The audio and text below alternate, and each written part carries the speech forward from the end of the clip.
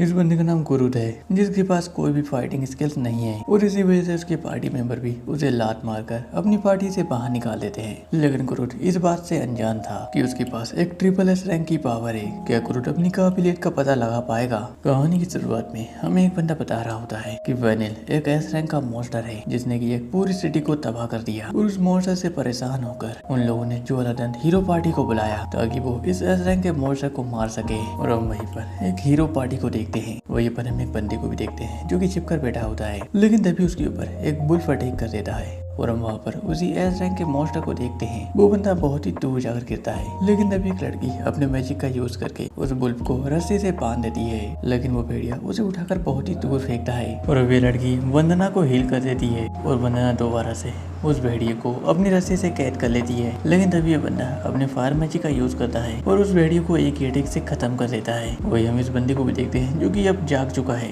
ये बंदा बता रहा होता है इस लड़की का नाम वंदना है और दूसरी लड़की का नाम मालिपिस है और इस बंदे का नाम है गुलनुबा।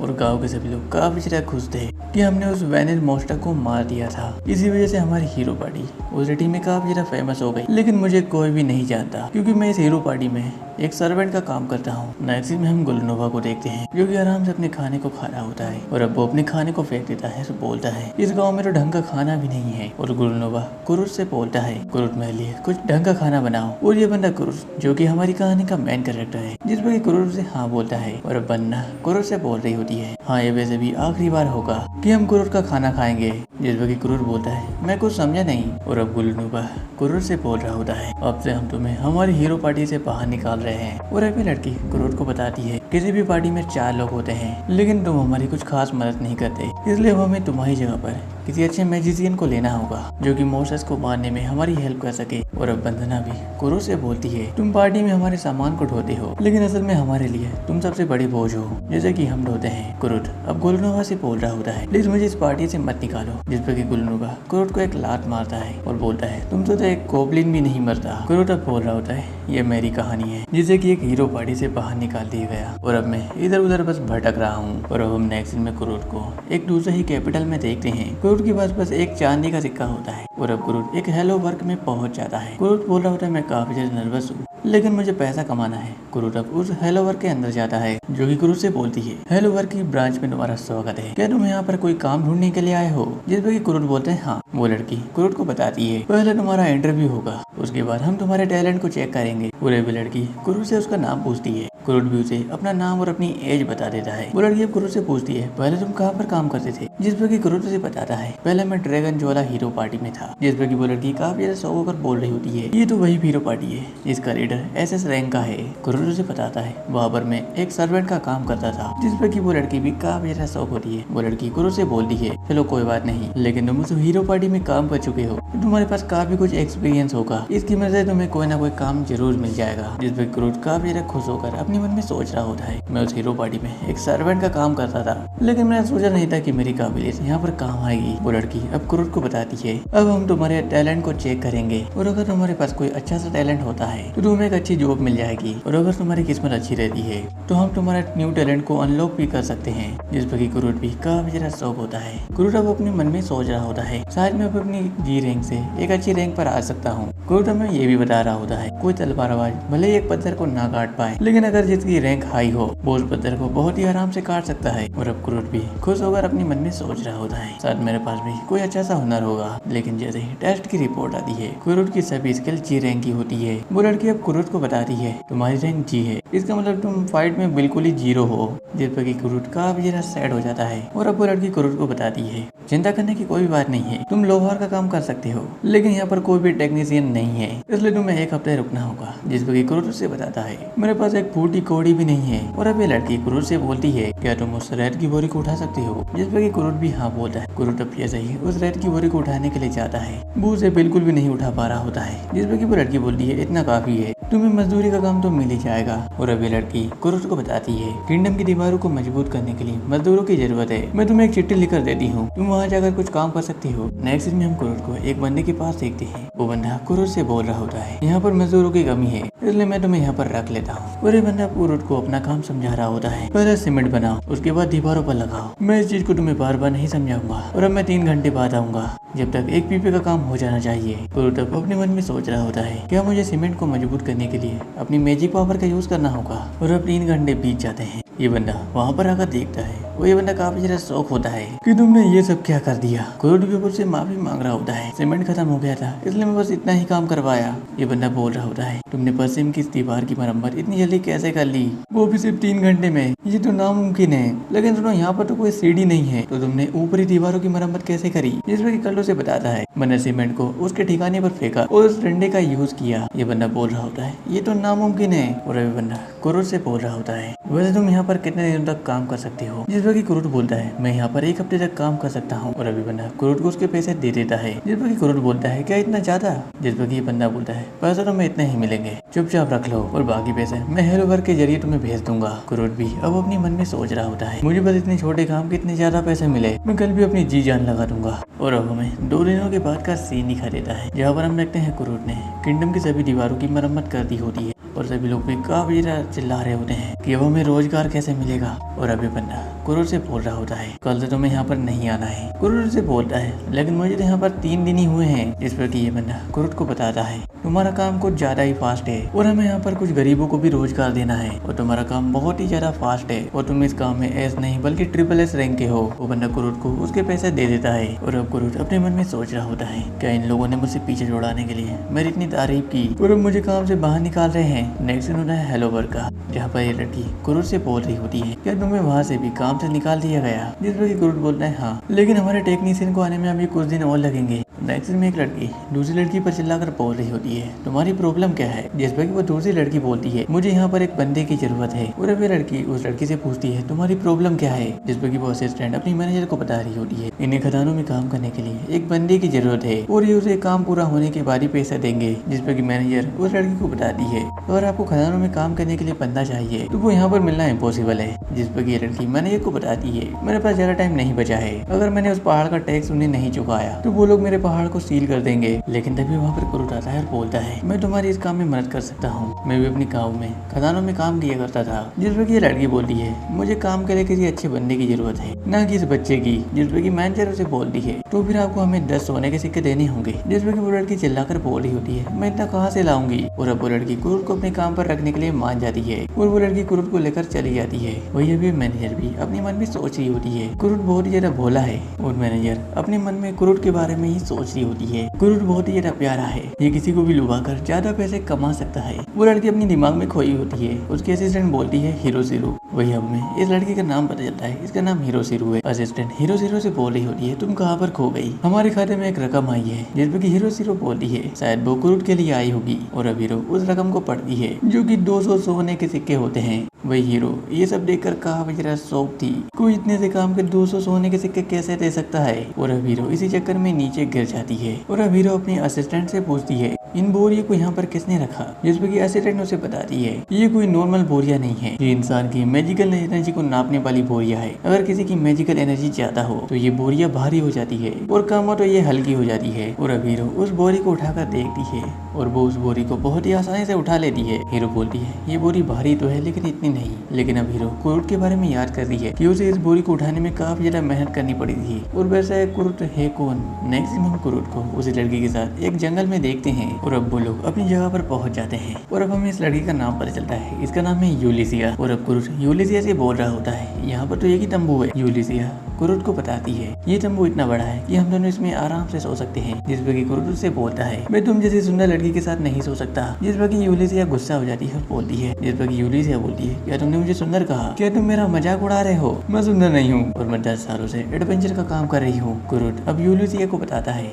मैं पूरी दुनिया घूम चुका हूँ लेकिन मैंने तुम जैसी सुंदर लड़की आज तक नहीं देखी। जिस पर कि यूलिसिया उसका कॉलर पकड़ लेती है और बोलती है, मैं सुंदर नहीं हूँ। और अब यूलिसिया कुरुट को कुछ खाने के लिए देती है और अब कुरुट यूलिसिया से बोलता है, क्या ये तुमने मेरे लिए बनाया है। जिस पर कि यूलिसिया बोलती है, हाँ। कुरुट अब उसे बताता है, ऐसा पहली बार है कि मेरे लिए किसी ने खाना बनाया है और ये खाना कुरुट को काफी ज्यादा पसंद आता है। नेक्स्ट सीन में वो लोग टेंट में सो रहे होते हैं और अब रात में क्रूड की आंखें खुल जाती है। क्रूड को नींद नहीं आ रही होती है, लेकिन वो यूलिसिया को देखता है जिसने कि अपने कपड़े नहीं पहने होते हैं। क्रूड काफी ज्यादा शौक हो जाता है और अपने मन में सोच रहा होता है, यूलिसिया तुम काफी ज्यादा भोली हो। और अब क्रूड उस टेंट से बाहर आ जाता है, लेकिन यूलिसिया क्रूड को बस चेक कर रही होती है। यूलिसिया अपने मन में सोचती है, मैं बस इसे चेक कर रही थी क्योंकि हमें एक हफ्ते साथ में रहना है। और अब नेक्स्ट सीन में सुबह हो जाती है। यूलिसिया वहाँ पर क्रूड को देखती है जो कि बाहर सोया होता है और अब यूलिसिया अपनी जैकेट को चेक करती है जहाँ पर एक नया बटन होता है और अब कर्ट भी जाग जाता है। यूलिसिया क्रूड से बोलती है, क्या ये बटन तुमने लगाया था? जिस पर क्रूड बोलता है हाँ। यूलिसिया क्रूड से बोलती है, तैयार हो जाओ, हम निकलने वाले हैं। जिस पर क्रूड अब यूलिसिया से बोलता है, क्या तुम्हें पता है कि खुदाई कहाँ से करनी है? जिस पर यूलिसिया बोलती है, मुझे नहीं पता, लेकिन हम पास से ही खुदाई करेंगे। कर्ट उसे बताता है, कहीं पर भी खुदाई करने से हमें क्रिस्टल नहीं मिलेंगे।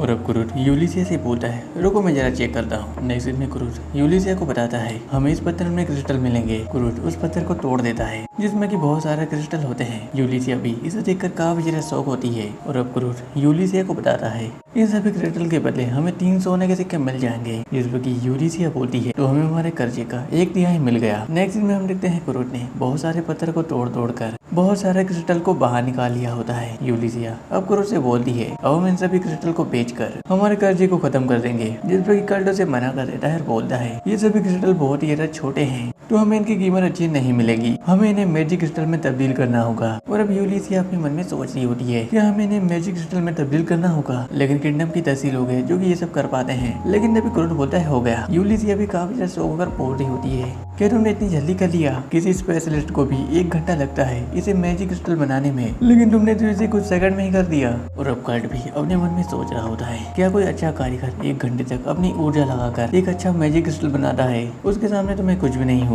नेक्स्ट में यूलिसिया क्रूड से बोल रही होती है, मैं इन सभी क्रिस्टल को बेचकर कल सुबह तक वापस आ जाऊंगी। जिस पर क्रूड बोलता है, ठीक है। नेक्स्ट में हम यूलिसिया को कैपिटल में देखते हैं जहाँ पर एक गार्ड यूलिसिया से बोल रही होती है, क्या तुम इन मैजिक क्रिस्टल को यहाँ पर बेचना चाहती हो और क्या तुम ये सभी मैजिक क्रिस्टल विदेश से लाई हो? जिस पर यूलिसिया बोलती है, नहीं, ये हमें जंगल में मिले। वो गार्ड बोलता है, कहाँ पर? यूलिसिया अपने मन में सोच रही होती है, मुझे पता था। और अब यूलिसिया उस गार्ड को अपना गोल्डन बेच दिखाती है। वो गार्ड बोलता है, क्या आप पहले यहाँ की भ्रमण करता थी? वो गार्ड उससे माफी मांगता है। यूलिसिया उस गार्ड से पूछती है, टेलीपोर्टेशन स्टोन कहाँ पर है? मुझे राजधानी जाना है। नेक्स्ट में हम यूलिसिया को उसी टेलीपोर्टेशन स्टोन के पास देखते हैं। यूलिसिया अब हमें बता रही होती है, अगर मैं उसे पूरी जानकारी दे भी दे दी तो वो विश्वास नहीं करता। नेक्स्ट में यूलिसिया एक मार्केट में आ जाती है जहाँ पर एक लड़की बोलती है, यूलिसिया तुम? यूलिसिया उसे बताती है, मुझे तुम्हें ये मैजिक क्रिस्टल बेचने हैं। और अब ये लड़की उस रत्न को चेक कर रही होती है। ये लड़की यूलिसिया को बताती है, इसके बदले में तुम्हें 10 चांदी के सिक्के मिलेंगे। लेकिन तभी वो लड़की काफी ज्यादा शौक हो जाती है। यूलिसिया से बोलती है, तुम यहाँ पर 10 मिनट रुको, मैं अभी आती हूँ। यूलिसिया भी अपने मन में सोच रही होती है, क्रूड ने जितनी मेहनत से ये सभी मैजिक क्रिस्टल बनाए थे तो इसके 10 चांदी के सिक्के तो मिलने ही थे। लेकिन तभी वो लड़की वहाँ पर आती है और वो यूलिसिया से बोलती है, यूलिसिया मैं तुम्हें इसके 10 सोने के सिक्के दे सकती हूँ। जिस पर यूलिसिया भी काफी ज्यादा शौक और बोलती है, क्या? लेकिन इस मैजिक क्रिस्टल की रोशनी तो बहुत ही कम है। जिस पर वो लड़की यूलिसिया को बताती है, वो इसलिए है क्योंकि जिसने भी इस मैजिक क्रिस्टल को बनाया है उसने इस क्रिस्टल की रोशनी को सील कर दिया है, जिससे कि इसकी रोशनी काफी ज्यादा कम है। यूलिसिया काफी ज्यादा शौक होकर बोलती है, मेरे पास ऐसे ही 50 मैजिक क्रिस्टल है। और वो लड़की यूलिसिया को इन सभी मैजिक क्रिस्टल के बदले में 500 सोने के सिक्के दे देती है। यूलिसिया इस पर और भी ज्यादा शौक हो जाती है। वो लड़की यूलिसिया को बताती है, मेरी 2 शर्तें हैं, तुम इन सभी मैजिक क्रिस्टल को सिर्फ मेरी ही दुकान पर बेचोगी, दूसरी दुकान वालों को इसकी सही कीमत नहीं पता है, और दूसरी बात, इन्हें बनाया किसने है, मुझे उसकी जानकारी चाहिए। यूलिसिया उसे साफ साफ मना कर देती है। ये लड़की यूलिसिया को बताती है, जो बंदा इसे नायाब क्रिस्टल बना सकता है तो उसे तो राज्य के लिए काम करना चाहिए, और क्या तुम उसे अपने फायदे के लिए यूज कर रही हो? जिस पर कि यूलिसिया उसे मना कर देती है और बोलती है, मैं उसकी परमिशन के बिना तुम्हें ये सब नहीं बता सकती। और अब ये लड़की यूलिसिया से बोलती है, ये मेरा हुक्म है, तुम्हें मुझे बताना ही होगा क्योंकि मैं इस दरबार की मानव हाकिम हूँ और मुझे ये सब पूछने का पूरा अधिकार है। यूलिसिया उसे मना कर देती है और बोलती है, मैं अब राज्य की कोई नौकर नहीं हूँ। ये लड़की यूलिसिया को बताती है, तो तुम अपने फायदे के लिए उस बेच का यूज क्यों करती हो? चलो ठीक है, इसे एक दोस्त की गुजारिश समझो, और वो लड़का हमारे राज्य से बाहर नहीं जाना चाहिए। अगर तुम मुझे उससे मिलवाती हो तो उसे राज्य में एक अच्छी पोस्ट मिल सकती है, वो शाही दरबार के लिए काम कर सकता है। नेक्स्ट में यूलिसिया कहीं पर जा रही होती है और वो अपने मन में सोच रही होती है, वैसे ये कुरुक है कौन और उसे हकीम और निर्देशक बनाया जाएगा, ये सब चल के रहा है। नेक्स्ट में यूलिसिया उसी हॉल वर्क में जाती है और वहाँ पर उसे हीरो मिलती है। हीरो और यूलिसिया एक दूसरे से एक ही सवाल पूछते हैं, क्या तुम कल्ट के बारे में जानती हो? जिस पर कि हीरो यूलिसिया को बताती है हम हमारे कस्टमर की जानकारी किसी को भी नहीं देते। यूलिसिया उसे अपना बैज दिखाती है और अब हीरो कुरुट के बारे में यूलिसिया को सब कुछ बता देती है। यूलिसिया बोल रही होती है कुरुट पहले ड्रैगन वाला हीरो पार्टी में काम करता था, लेकिन उसे वहाँ से बाहर निकाल दिया गया। हीरो उसे ये भी बताती है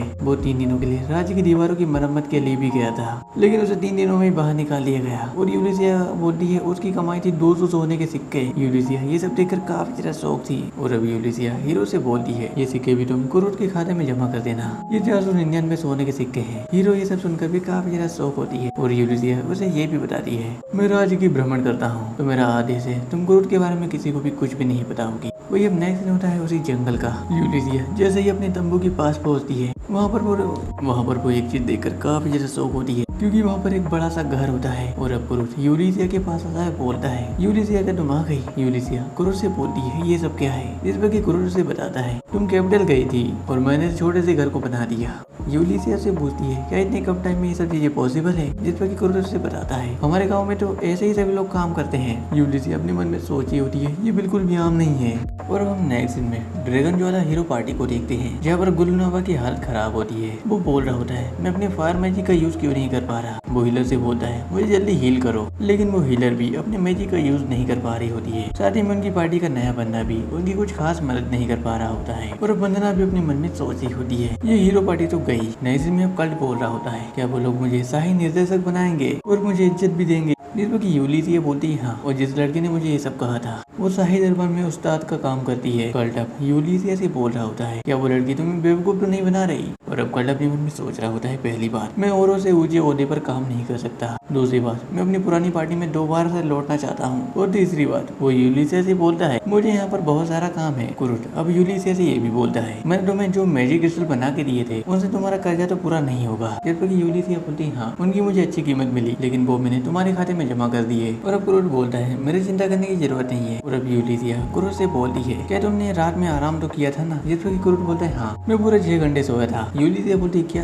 पूरे 6 घंटे और तुमने इतने कम टाइम में ये मकान बनाया। कल्ट को लग रहा था कि वो कुछ ज्यादा ही सो गया है। वो यूलिसिया से बोलता है मैं इसकी भरपाई भी कर दूंगा और मुझे किसी जगह मिल गई है जहाँ पर हमें और भी अच्छे क्रिस्टल मिल सकते हैं। नेक्स्ट सीन में कुरुट और यूलिसिया अपनी जगह पर आ जाते हैं जहाँ पर कुरुट यूलिसिया को बताता है तुम इस जगह पर गड्ढा खोदना है और ध्यान रखना 50 मीटर से ज्यादा गड्ढा मत खोदना। और अब कुरुट वहाँ से चला जाता है। नेक्स्ट सीन में हम यूलिसिया को देखते हैं जिसने 50 मीटर का गड्ढा खोद दिया होता है और उसे एक मैजिक क्रिस्टल भी मिल जाता है। यूलिसिया बोल रही होती है ये तो काफी ज्यादा बड़ा है, इसके मुझे 3 सोने के सिक्के मिल जाएंगे और मैं इसे कुरुट से बोलकर एक मैजिक क्रिस्टल में तब्दील करवा लेती हूँ। और वो कुरुट के बारे में और कुछ भी सोच रही होती है लेकिन वो अपने आप को संभालती है और बोलती है मुझे इसे फ्री में काम करवाना नहीं चाहिए। वो काफी ज्यादा भोला है। और अब यूलिसिया कुरुट को ढूंढने के लिए आगे निकल जाती है और अब यूलिसिया को अपने सामने एक सुरंग दिखती है। वो उसके अंदर चली जाती है लेकिन वो सुरंग काफी ज्यादा लंबी होती है। यूलिसिया काफी ज्यादा शौक होकर खोद रही होती है मैंने जितना उम्मीद किया था ये सुरंग तो उससे 3 गुना ज्यादा बड़ी है। लेकिन तभी वहाँ पर कुरुट भी आ जाता है, बोलता है यूलिसिया का तुम यहाँ पर आ गई और मुझे यहाँ पर ज्यादा कुछ खास क्रिस्टल नहीं मिले और ये मुझे बेकार से पत्थर मिले।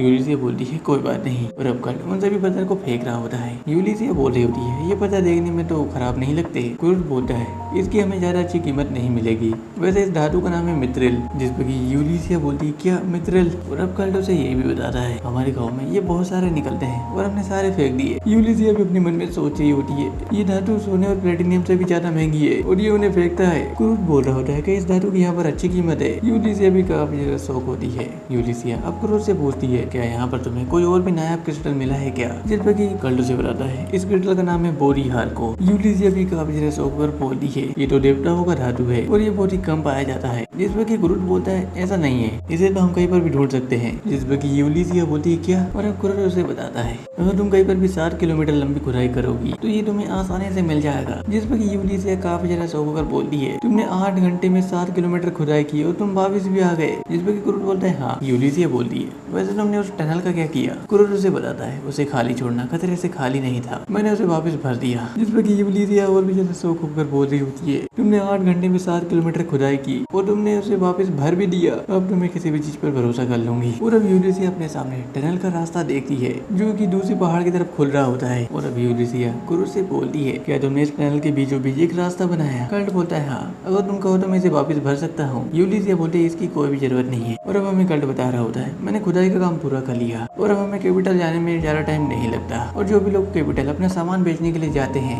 वो हमारी सुरंग का यूज करते हैं। इसके बदले में वो यूलिसिया को टैक्स देते हैं। नेक्स्ट इसमें कल्ट कहीं पर जा रहा होता है, लेकिन तभी वहाँ पर उसे वंदना मिलती है। कुरुट उससे पूछता है क्या यहाँ पर गुलनोवा भी है, जिस पर की वंदना उसे बताती है मैंने भी जो वाला दिन हीरो पार्टी छोड़ दी है। और अब हमें कुछ पास्ट का सीन दिखाई दे रहा होता है जहाँ पर हम गुलनोवा को एक रेस्टोरेंट में देखते हैं। वो बोल रहा होता है मैं ये सब बकवास खाना नहीं खा सकता, वो वहाँ से जा रहा होता है। नेक्स्ट में हम गुलनोवा को एक शमशान गली में देखते हैं जो कि वंदना से बोल रहा होता है क्या कुरुट ने जो मीट बनाया था क्या वो बचा है। वंदना उसे मना करती है तुमने पहले ही वो खा लिया था। और अब गुलनोवा वंदना से बोलता है जाओ और कुरुट को ढूंढ के लाओ, बोले तुम्हें उसे चोट भी पहुंचानी पड़ी तो पीछे मत हटना। इस पर की वंदना भी मान जाती है और वो वंदना भागकर उस गली से बाहर आ जाती है। और वो अपने मन में सोच ही होती है और वंदना अपने मन में सोच ही होती है मेरी इतनी प्लानिंग तो काफी है सरदार को सिपाहियों के हाथों पकड़ने के लिए। और गुलनोवा मैं तुमसे काल कोठरी में मिलने आया करूंगी। और अब नेक्स्ट सीन होता है प्रेजेंट में, यहाँ पर वंदना अपने मन में सोच ही होती है मैं इसे ये सब नहीं बताऊंगी। वंदना अब कल से बोलती है हाँ मुझे भी गुलनोवा ने अपनी पार्टी से बाहर निकाल दिया। कुरुट भी बोल रहा होता है मैंने सोचा नहीं था कि वो ये सब करेगा। और अब कुरुट बोल रहा होता है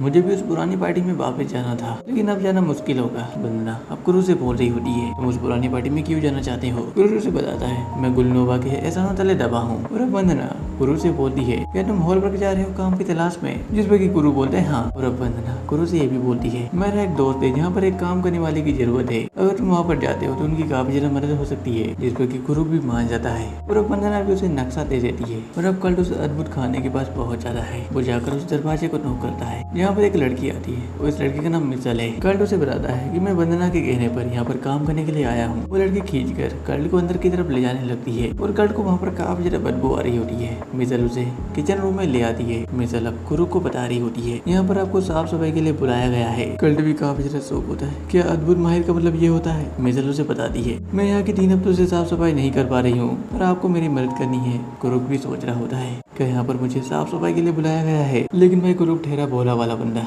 वो इस काम के लिए भी तैयार हो जाता है। मिसल भी वहाँ से चली जाती है और अब हमें कुछ देर के बाद का सीन दिखाई देता है जहाँ पर हम देखते हैं कल्ट ने उस पूरी किचन की साफ सफाई कर दी होती है। कुरुट बोल रहा होता है मुझे ये सब काम करने में आधा घंटा लग गया और अब मैं क्या करूँ। कल्ट वहाँ से कहीं पर जाने लगता है और वो एक दरवाजे को नॉक करता है। एक लड़की बोलती है अंदर आ जाओ। कल्ट वहाँ पर एक लड़की को देखता है और उस लड़की ने कपड़े नहीं पहने होते हैं। कल्ट उसे माफी मांगता है, बोलता है मेरा नाम है कुरुक और मैंने आज से ही ज्वाइन किया है। वो लड़की कुरुक को बता रही होती है ओफेलिया जी नीचे के कमरे में है, लेकिन भाई कुरुक उस लड़की के पेट पर देखता है और बोलता है ये क्या है, जिस पर की वो लड़की कुरुक को बताती है ये एक श्राप है। कुरुक बोल रहा होता है मुझे पता ही था। कुरुक उस लड़की से बोलता है क्या मैं इसे छू कर देख सकता हूँ। और अब कुरुक उस लड़की के पेट को छू के देखता है। कुरुक अपने मन में सोच रहा होता है श्राप का असर बहुत ही ज्यादा है, इस लड़की को काफी ज्यादा दर्द होता होगा, साथ ही इसके अंदर के ऑर्गन्स भी खराब हो गए होंगे और इसी वजह से इसे भूख भी नहीं लगती होगी। लेकिन तभी उस लड़की के पेट से आवाज आती है और अब कुरुक उस लड़की से बोलता है मैं तुम्हारे कुछ खाने के लिए ले आता हूँ। और अब कुरुक किचन में आ जाता है। नेक्स्ट सीन में हम उसी लड़की को देखते हैं, उसके सामने यूलिसिया होती है। यूलिसिया अब उस लड़की से बोलती है इसकी कितनी कीमत मिलेगी। और अब हमें इस लड़की का नाम पता चलता है, इसका नाम है मिमिक्रो। और अब मिमिक्रो यूलिसिया से बोलती है इसकी कीमत 50,000 सोने के सिक्के हैं और मिथ्रिल और होली हार्ट दोनों असली है। यूलिसिया बोल रही होती है मुझे यकीन नहीं हो रहा। यूलिसिया अब मिमिक्रो से बोलती है अगर उस लड़की के बारे में बाहर किसी को पता चल गया तो क्या होगा। और अब मिमिक्रो यूलिसिया को बताती है या तो वो अगवा हो जाएगा या फिर मर्डर। और तुमने क्या सोचा है। जिस पर यूलिसिया मिमिक्रो को बताती है मैं चाहता हूँ कि उसकी जो भी स्किल्स है वो एक डायरी तक सभी लोगों को दिखे और मैं चाहती हूँ कि मैं उसे अपना अंगरक्षक बना लूँ। नेक्स्ट में हम देखते हैं कल्ट को जो कि उस लड़की के लिए खाना बना रहा होता है, लेकिन तभी वहाँ पर ओफेलिया और मिसेल भी आ जाती है। कुरुक बोल रहा होता है क्या तुम्हारा नाम ये ओफेलिया है। जिस पर वो लड़की बोलती है हाँ। कुरुक बोल रहा है माफ करना मैंने आपका किचन यूज किया, लेकिन ऊपर के कमरे में जो लड़की है उसने कहा था कि मुझे भूख लगी है। ओफेलिया बोलती है क्या तुम उस लड़की से मिले थे। जिस पर कुरुक बोलता है हाँ क्या मैंने कोई गलती की। ओफेलिया उसे बताती है बाहर किसी के सामने उस लड़की का जिक्र मत करना। कुरुक भी इसके लिए मान जाता है और ओफेलिया कुरुक उसके पैसे दे देती है। कुरुक बोल रहा होता है ये तो बहुत ही ज्यादा है। ओफेलिया बोलती है कोई बात नहीं इसे रख लो और कल तुम इसी टाइम पर दोबारा आ सकते हो। और अब कल वहाँ से चला जाता है। ओफेलिया अपने मन में सोच रही होती है मैंने उसे किसी बाहरी शख्स से मिलने कैसे दिया और बस मैं उस शराब के असर को कम नहीं कर पा रही। नेक्स्ट सीन में ओफेलिया उस लड़की के कमरे में जाती है। यहाँ पर ओफेलिया उस लड़की से बोलती है तुम्हें अपने शराब को ढक कर रखना चाहिए ताकि उसे कोई देख न सके। और अब वो लड़की ओफेलिया से बोल रही होती है खाने की अच्छी खुशबू आ रही है क्या मैं इसे खा सकती हूँ। जिस पर की ओफेलिया बोलती है रुको मैं चेक कर लेती हूँ क्या इसमें कोई चेहरा तो नहीं है। जिस पर की वो लड़की बोलती है इसकी कोई भी जरूरत नहीं है, मेरा दिल कहता है कि वो इंसान बहुत ही अच्छा था। ओफिलिया बोलती है मुझे चेक करना जरूरी है, जिस पर ये लड़की बोलती है शराब के चलते मैं वैसे भी बहुत ही बुरे हालात में हूँ, तो जहर का मुझ पर क्या ही असर होगा। मुझे नहीं पता कि मुझे ये शराब किसने दिया। मैंने बहुत से लोगों पर शक किया, लेकिन आज मैं किसी पर विश्वास करना चाहती हूँ। तो ओफिलिया भी इसके लिए मान जाती है और अब वो लड़की इस खाने को खा रही होती है। वो खाना इसे काफी ज्यादा पसंद आता है, लेकिन तभी उसके पेट में बहुत तेज दर्द होने लगता है। ओफिलिया भी अपने मन में सोच रही होती है मैंने गलती कर दी, क्या इसमें जहर था और वो लड़का कौन था। रुको मैं दवाई लेकर आती हूँ। लेकिन वो लड़की बोलती है ओफिलिया रुको। ओफिलिया बोलती है तुम्हें दवाई की जरूरत है, और अब वो लड़की बोलती है मैं ठीक हूँ और अब मैं काफी अच्छा महसूस कर रही हूँ। और अब ओफिलिया उसके शराब को देखती है जो कि अब खत्म हो चुका होता है। ओफिलिया अपने मन में सोच रही होती है ये सब कैसे हुआ और वो शराब इतनी जल्दी कैसे खत्म हो सकता है। नेक्स्ट सीन में हम एक बंदी को देखते हैं जो कि बोल रहा होता है मालिक वो शराब टूट चुका है। जिस पर कि बॉस बोलता है वो शराब कैसे टूटा मैं नहीं जानता, लीजे को तुम्हें जल्दी मारना होगा। नेक्स्ट सीन में हम ओफिलिया को देखते हैं जो कि बोल रही होती है क्या अंदर मिमिको है, और अब मिमिको ओफिलिया से बोलती है तुम यहाँ पर कैसे। ओफिलिया बोलती है मुझे तुमसे कुछ बातचीत करनी थी, और अब मिमिको ओफिलिया को बताती है यूलिसिया थोड़ी सी बेवकूफ है लेकिन हम इस पर विश्वास कर सकते हैं। ओफिलिया बोल रही होती है यूलिसिया जो कि राज की पहले भ्रमण करता थी, और अब लड़की भी अपने जैकेट को हटा लेती है और यूलिसिया और मिमिको से देखकर अपना सिर झुकाती है। मिमिको अपने मन में सोच रही होती है ये तो तीसरी प्रिंसेस लीजे है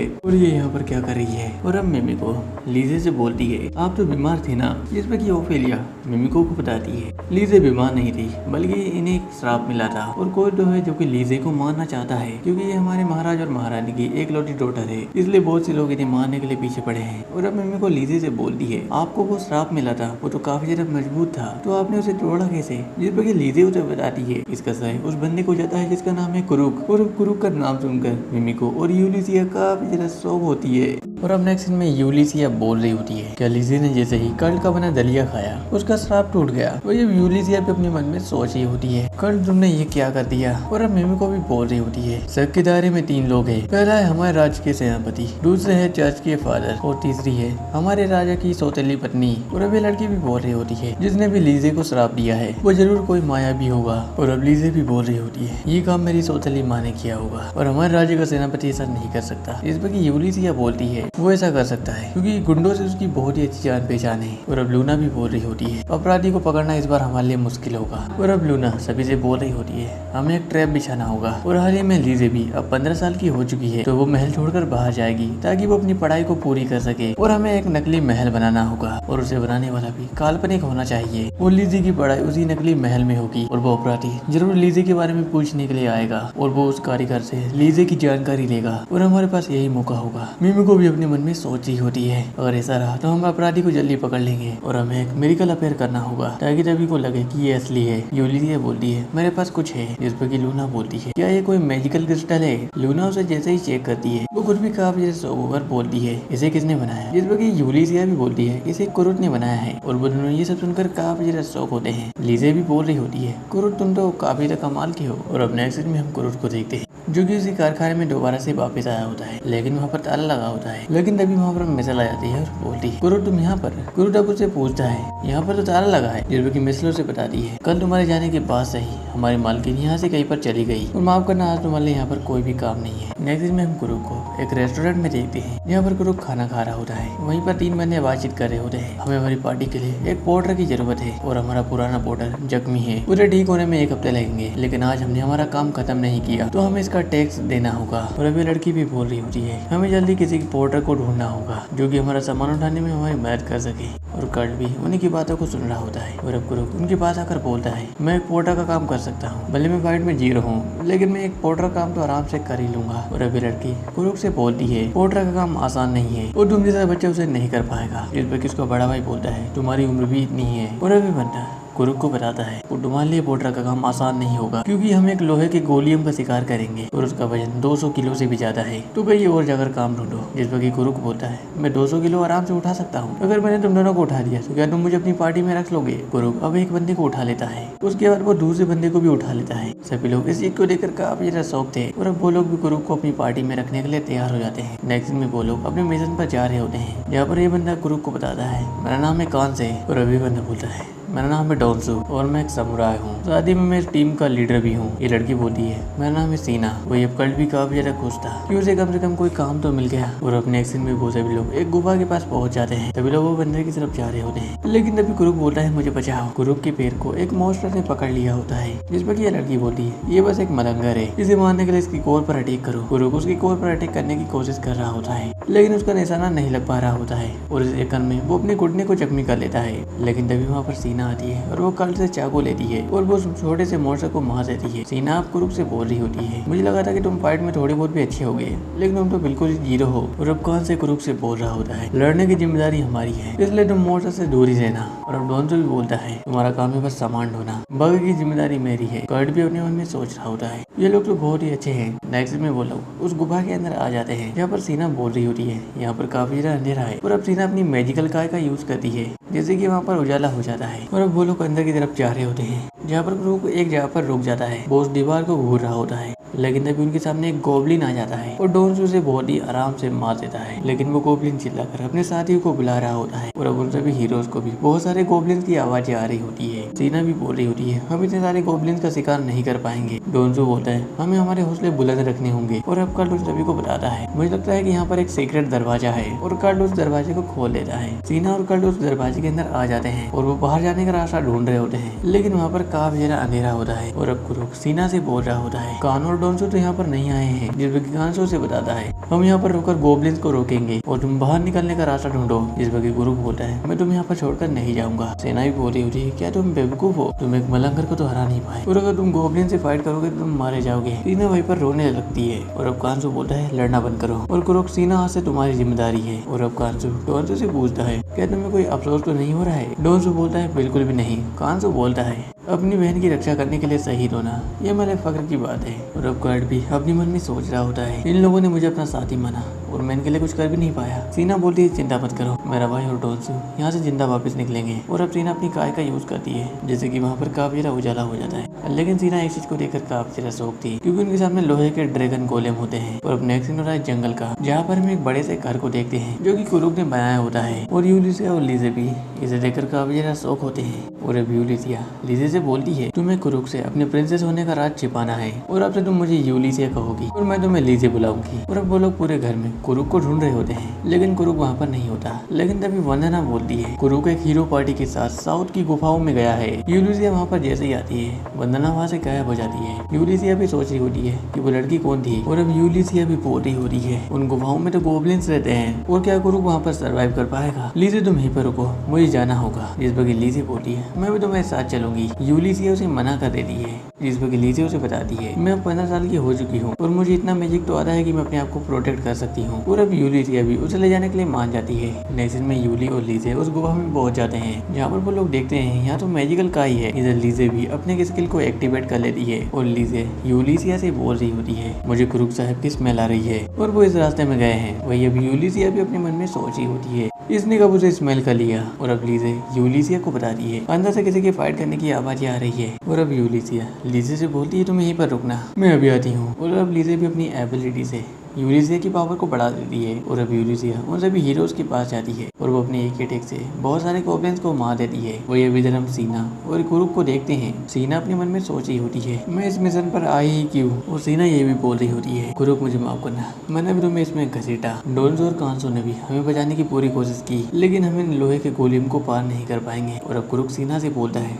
तुम इतना टेंशन मत लो, उन दोनों को कुछ भी नहीं होगा और मैं इन सभी गोलेम का अभी सफाया करता हूँ। और अब कुरुक उन सभी गोलेम को मारने के लिए जा रहा होता है। सीना उसे मना करती है और एक गोलेम कुरुक के ऊपर अटैक कर देता है, लेकिन कुरुक उसके अटैक को डॉज करते हुए उसके सिर पर चढ़ जाता है और अपने छोटे से चाकू से उसके सिर को ही काट देता है। और कुरुक ऐसे करते करते सभी गोलियम को हरा देता है। सीना भी ये सब देखकर काफी ज्यादा शौक थी, लेकिन तभी वहाँ पर यूलिसिया भी आ जाती है और वो बोलती है कुरुक तुम कहाँ पर हो। और अब यूलिसिया सीना से पूछ रही होती है यहाँ पर चल क्या रहा है। इस पर सीना यूलिसिया को बताती है कुरुक ने अकेले ही इन सभी गोलियम को हरा दिया, बस अपने छोटे चाकू की मदद से। उसने मुझे कहा था कि उसे इन सभी चीजों के खनन का काफी ज्यादा अनुभव है, लेकिन तभी वहाँ पर कुरुक भी आ जाता है यूलिसिया उसके पास जाती है। कुरुक अब यूलिया से ऐसे बोलता है, यूलिसिया मैं किसी भी काम का नहीं हूँ। कांसो और डोंसो उन सभी गॉब्लिन से अकेले ही फाइट कर रहे हैं, जिस पर कि यूलिसिया कुरुक को बताती है वो दोनों अब ठीक है। और अब वहाँ पर लीजे भी आ जाती है और लीजे कुरुक से बोलती है, कुरुक साहब आप तो कमाल के हो। और अब नेक्स्ट सीन में वो सभी लोग यूलिसिया को थैंक यू बोल रहे होते हैं कि तुमने हमारी जान बचा ली। और अब यूलिसिया कुरुक से बोल रही होती है बहुत जल्द एक नायाब महल बनने वाला है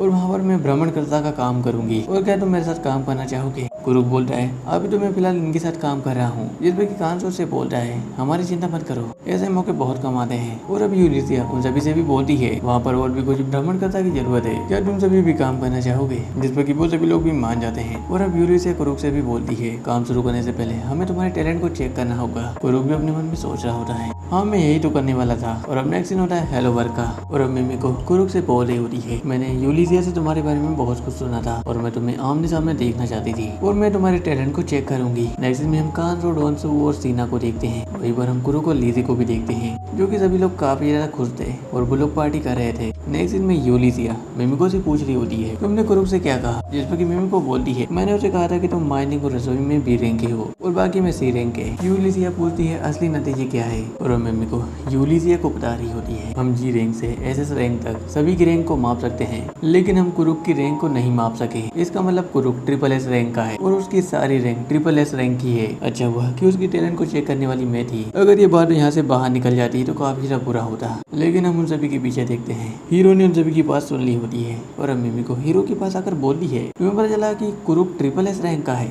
यूलिसिया बोलती है ये बात किसी को पता नहीं चलनी चाहिए और अब हीरो भी बोल रही होती है मैंने कुछ भी नहीं सुना।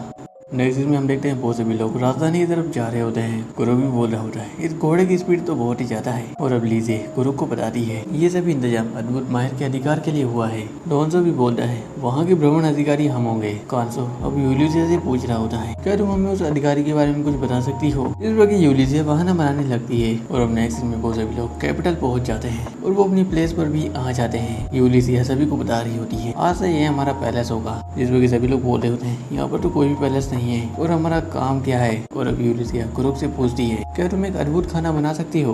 और अब कुरुक बोलता है ये एक दिन में तो पॉसिबल नहीं है। सभी लोग भी बोल रहे होते हैं कुरुक इसे अकेला नहीं कर पाएगा, जिस पर कि कुरुक बोलता है मैं इसे 3 दिनों में पूरा कर लूंगा और मुझे कुछ सामान की भी जरूरत है। कुरुक वो सभी सामान यूलिसिया को बता देता है। यूलिसिया अब कुरुक से बोलती है अगर तुम्हें कोई भी जरूरत हो तो मुझे जरूर बताना। और अब यूलिसिया सभी को लेकर वहाँ से चली जाती है। लीजे बोलती है कुरुक साहब टाइम से खाना खाना। और अब यूलिसिया उन सभी को लेकर वहाँ से चली जाती है। नेक्स्ट में यूलिसिया उन सभी से बोल रही होती है मुझे तुम सभी से कुछ बातचीत करनी है। और अब सीना यूलिसिया से बोलती है क्या तुम गुफा की बात सभी को बताने वाली हो। कांसो बोलता है क्या। और अब सीना सभी को बताती है वहाँ पर जो लोहे के ड्रैगन गोलियम थे उन्हें कुरुक ने हराया था और ये सब काम कुरुक ने अकेले ही किया था। उसने बस अपने एक छोटी सी चाकू से सभी गोलियम को हरा दिया। कांसो भी इस पर काफी ज्यादा शौक होता है। सीना यूलिसिया से बोलती है वैसा ये कुरुक है कौन और तुम दोनों कौन हो, हमें ये सब जानना है। जिस पर यूलिसिया बोलती है ठीक है। यूलिसिया उन सभी से बोलती है सबसे पहले मैं अपने बारे में सभी को बताती हूँ, मैं कभी राजवंश की भ्रमण करता हुआ करती थी। ये सब सुनकर सभी लोग काफी ज्यादा शौक होते हैं। और अब लीजे भी अपने बारे में उन सभी को बता रही होती है कि मैं लीजे होमुरस हूँ। और लीजे अपना शाही निशान उन सभी को बताती है। सभी लोग भी काफी ज्यादा शौक होते हैं। लीजे उन सभी को बताती है कि मैं इस राज्य की तीसरी प्रिंसेस हूँ। और सभी लोग ये सब सुनकर काफी ज्यादा शौक थे। सीना बोल रही होती है क्या कुरुक भी कोई प्रिंस है क्या, जिस पर यूलिसिया बोलती है ये तो हमें भी नहीं पता, हम भी उसे ठीक से नहीं जानते। यूलिसिया उन सभी को ये भी बताती है कुरुक की फाइटिंग स्किल को छोड़कर बाकी सभी स्किल ट्रिपल एस रैंक की है। सभी लोग भी बोल रहे होते हैं ट्रिपल एस रैंक, इसके बारे में तो हमने कहानियों में सुना था। कांसो बोलता है गोलम को मारना ये तो एक फाइटिंग स्किल हुई ना। जिस पर कि यूलिसिया बोलती है हमें उसके बारे में अच्छे से कुछ भी नहीं पता है और हमने उसे यही बताया है कि वो बी और सी रैंक का है। सीना बोलती है आपने ऐसा क्यों किया, आप उसे धोखे में क्यों रख रहे हो। यूलिसिया हम सभी को ये भी बताती है यहाँ के अद्भुत माहिर और कोई नहीं बल्कि कुरुक है। और अब सीना यूलिसिया से बोलती है तुमने उसे सच्चाई क्यों नहीं बताई और तुम उसे धोखे में क्यों रख रही हो। यूलिसिया सीना को ये भी बताती है अगर हम कुरुक को ये सब बता भी दें तो उसे खुद भी इस चीज पर विश्वास नहीं होगा और अगर ये सभी चीजें आम जनता तक पहुंच जाएगी तो ये कुरुक के लिए अच्छा नहीं होगा। कोई कुरुक का कलर इस्तेमाल कर सकता है क्योंकि कुरुक काफी ज्यादा भोला वाला है। इस पर सीना बोलती है ये गलत है, तुम्हें इन सभी चीजों के बारे में कुरुक को बताना चाहिए। और अब लीजे उन सभी को बताती है मुझ पर एक कर्ज लगा था लेकिन मैंने जैसे ही कुरुक के हाथों का दलिया खाया मेरा वो कर्ज खत्म हो गया। यूलिसिया उन सभी को बताती है कोई तो है जो कि लीजे को मारना चाहता है और हमें शाही कस्बा उसी के लिए बना रहे हैं ताकि हम उस किलर को पकड़ सके। लीजे भी उन सभी को को बता रही होती है कुरुक ने मुझे श्राप से आजाद किया है, वो भी बिना कुछ लिए। यूलिसिया बोलती है कुरुक हद से ज्यादा बोला है, उसे दूसरों की भलाई की कुछ ज्यादा ही चिंता है। यूलिसिया बोलती है मैं खुद कुरुक की रक्षा करना चाहती हूँ। इधर लीजे भी उन सभी को बता रही होती है मैं भी चाहती हूँ कि आप भी हमारी चीज में मदद करें, आप कुरुक के राज को राज ही रखें। जिस पर कि डॉन्सो बोलता है हम इस राज्य के कोई नौकर नहीं है, हम तुम्हारा ऑर्डर क्यों माने, लेकिन हम कुरुक के दोस्त हैं, इसलिए हम वादा करते हैं कि हम इस राज को राज ही रखेंगे। और अब सीना उन सभी से बोल रही होती है हमें कुरुक से मिले हुए बस एक ही दिन हुआ है।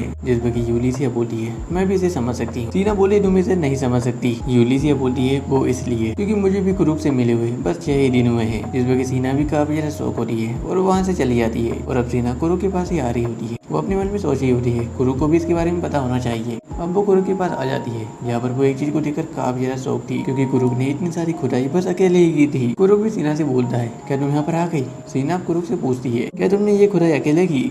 जिस पर कि कुरुक बोलता है क्योंकि मैं बी रैंक का हूँ। सीना अपने मन में सोच रही होती है बी रैंक के भी ये सब नहीं कर पाते हैं। और अब सीना कुरुक से ये भी बोलती है क्या तुम्हें गुस्सा नहीं आता कि तुम्हारे ऊपर इतने सारे काम थोपे जाते हैं। जिस पर कि कुरुक बोलता है ये मेरे लिए आम बात है, मेरे गाँव में तो ऐसे बहुत सारे घर एक ही दिन में बना दिए जाते हैं, मेरे लिए तो ये तो आम बात है। सीना बोलती है ये कोई आम बात नहीं है। कुरुक उसे यही भी बताता है मेरी पुरानी पार्टी ने मुझे नालायक बोलकर बाहर निकाल लिया था, लेकिन मुझे खुशी है कि मैं तुम्हारे कुछ काम आ गया। सीना भी अब यूलिसिया की बातों को याद कर रही होती है कि कुरुक काफी ज्यादा बोला है। नेक्स्ट में हम डॉन्सो को देखते हैं। डॉन्सो के पीछे एक लड़की होती है, वो लड़की डॉन्सो को बता रही होती है मैंने बहुत कुछ पता कर लिया। उस बंदे का नाम बीबी के है जिसका नाम हजार सूरत भी है। वो ऐसी बहुत सी हीरो पार्टी में ज्वाइन हो चुका है और उसने वो सभी हीरो पार्टी बर्बाद कर दी और उसने तुम्हारी हीरो पार्टी को खत्म करने के लिए तुम्हें ज्वाइन किया है और उसे उस हीरो पार्टी ने तुम्हारे पीछे लगाया था जिसका तुमने काम छीना था। इसमें पूरी जानकारी है। नेक्स्ट में हम उसी बंदे बीबी के को देखते हैं जो कि एक लड़की से जबरदस्ती कर रहा होता है और वो बोल रहा होता है मैंने सोचा नहीं था कि साकुरा हीरो पार्टी उस गुफा से जिंदा बाहर भी आ पाएंगे। उनकी किस्मत अच्छी थी कि वो बच गए,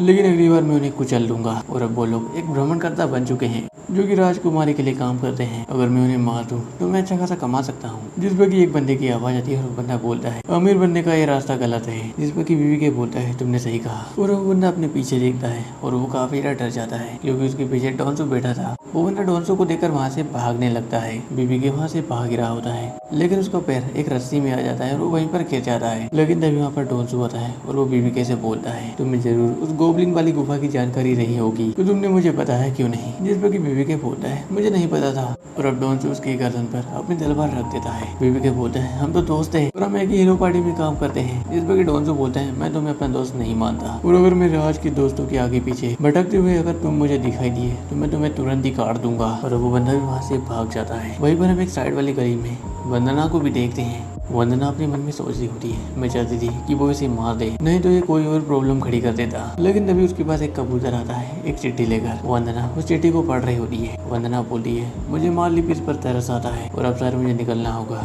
कुरुक के गाँव। नेक्स्ट में हम डॉन्सो और कांसो को देखते हैं। वो लोग बोल रहे होते हैं मैं कोई सपना तो नहीं देख रहा। और अब उन सभी के सामने एक बड़े से पैलेस को देखते हैं। डॉन्सो बोल रहा होता है आज से 3 दिन पहले तो यहाँ पर कुछ भी नहीं था। इधर सीना भी बोल रही होती है इस पेड़ में तो मीठे मीठे फल लगे हैं। यूलिसिया भी बोल रही होती है इसमें इतनी जल्दी फल कैसे आ गए। इधर लीजे भी बोल रही होती है आज से मेरा और कुरुक का मोहब्बत खाना होगा। यूलिसिया बोलती है ये एक शाही खाना है। और अब वो लोग उस पैलेस के अंदर जाते हैं जहाँ पर कुरुक भी उनसे बोलता है क्या तुम लोग यहाँ पर आ गए, माफ करना मैं तुम्हारे स्वागत की तैयारी नहीं कर पाया। और अब कुरुक उन सभी को पूरे पैलेस को बता रहा होता है ये है एंटर डोर और ये है 2 मंजिला तहखाना और पूरी हवेली को पानी यहाँ से जाएगा। वो सभी लोग बोले होते हैं तुमने इतना सब कैसे बनाया। यूलिसिया बोलती है ये उपकरण कैसा है। जिस पर कि कुरुक यूलिसिया को बताता है मैंने तुमसे जो चीजें मंगाई थी उन सभी से मैंने मैजिक क्रिस्टल बनाए और वो सभी पानी के इंजन को चलाते हैं और मैंने ऐसे कुछ मैजिक क्रिस्टल का यूज किया है जिससे कि इस पूरे महल में लाइट बनी रहेगी और 1 साल से पहले ये सभी लाइट खत्म नहीं होगी और ये तुम सभी के लिए कमरे हैं। यूलिसिया अब कट से बोल रही होती है क्या तुम बेड भी बनाते हो। जिस पर कि कुरुक बोलता है हाँ मैंने इसके लिए ग्रिफन के पंखों का यूज किया और इस अद्भुत खाने में अद्भुत माहिर रहेंगे। तो यूलिसिया वैसे तुमने मुझे बताया नहीं कि वो यहाँ पर कब आएंगे। यूलिसिया कर्ट को बताती है उन्हें कुछ जरूरी काम आ गया है इसलिए उन्हें यहाँ आने में कुछ दिन और लगेंगे। यूलिसिया अब कुरुक से पूछती है वैसे तुम्हारा कमरा कौन सा है। जिस पर कि कुरुक उसे बताता है मेरा काम यहाँ पर सिर्फ साफ सफाई करना है तो मैं रसोई में फर्श पर सो जाऊंगा। जिस पर कि सभी लोग बोलते हैं बिल्कुल भी नहीं। यूलिसिया अब कर्ट से बोल रही होती है तुम चाहो तो इसी कमरे में सो सकते हो, अद्भुत माहिर को आने में अभी कुछ दिन और लगेंगे इसलिए तुम यहीं पर सो जाना। और नेक्स्ट दिन में फाइनली कुरुक भी अब मान जाता है। यूलिसिया हमें बता रही होती है इसे मनाने में हमें 2 घंटे लग गए और अब यूलिसिया कुरुक से पूछती है क्या तुम शराब प्रोडक्ट घेरा बना सकते हो, जिस पर कि कर्ट बोलता है ये थोड़ा सा मुश्किल है, जिस पर कि यूलिसिया बोलती है कोई बात नहीं। नेक्स्ट में यूलिसिया बता रही होती है शराब को रोकने के लिए मैं उन चीजों का यूज करूंगी जो कि मुझे मिमिको ने दी थी। यूलिसिया उन सभी दीवारों पर कुछ चिपका रही होती है और अब यूलिसिया इन सभी कागज के पन्नों को लीजे के कमरे के बाहर भी लगा रही होती है, लेकिन अभी लीजे दरवाजा खोल देती है और बोलती है कुरुक साहब आप आ गए। यूलिसिया उसे पूछती है तुम अभी सोई नहीं, वो तुम ये क्या कर रही थी। और अब लीजे यूलिसिया से बोल रही होती है मैं चाहती कि कुरुक साहब मेरे कमरे में आए और वो मेरे बिस्तर में घुस जाए। जिस पर की यूलिसिया राजकुमारी से बोल रही होती है तुमने ये सभी चीजें कहाँ से सीखी राजकुमारी। इस पर की राजकुमारी यूलिसिया से बोलती है क्या तुम मुझसे जलन हो रही है। जिस पर की यूलिसिया बोलती है ऐसा नहीं है, लेकिन कुरुक का जरा भोला वाला है, इससे दूर रहो। नेक्स्ट दिन में कुरुक खाना बना रहा होता है, लेकिन अभी लीजे से बोलती है कुरुक साहब मैं कौन सी थाली लेकर जाऊँ। लेकिन अभी यूलिसिया लीजे से बोलती है तुमने एक ऐसा आउटफिट पहना है। जिस पर की लीजे बोलती है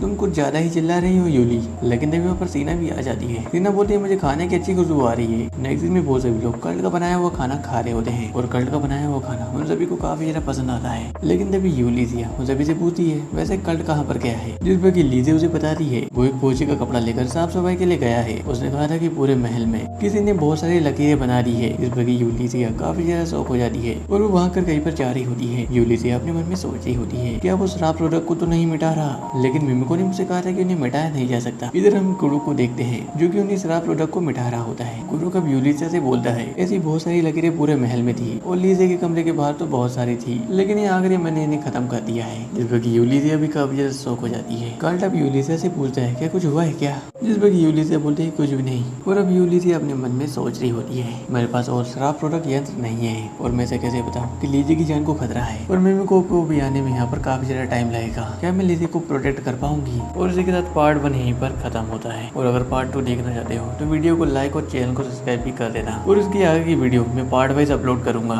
और ये वीडियो अपने ज्यादा से ज्यादा दोस्तों को शेयर कर देना और इस वीडियो पर एक प्यारा सा कमेंट भी कर देना और डिस्क्रिप्शन में हमारे सेकंड चैनल की लिंक है, जाकर उन्हें भी सब्सक्राइब कर लेना।